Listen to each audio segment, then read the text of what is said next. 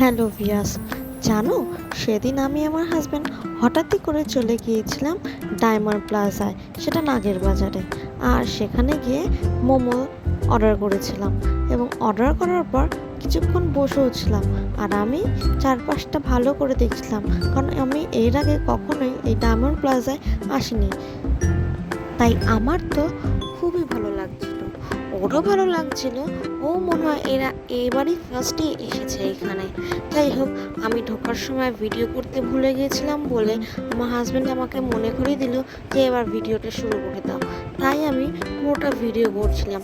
এই ফুড কোর্টটা ছিল এর চারতলায়, এই চারতলা থেকে নামার সময় এর ভিউটা কত সুন্দর লাগছিল।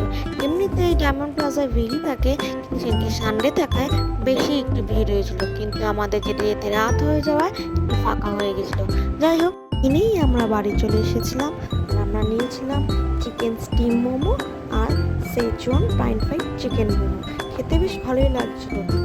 আর আমার এই ভিডিওটা ভালো লাগলে সাবস্ক্রাইব করে দিও, কেমন? টাটা।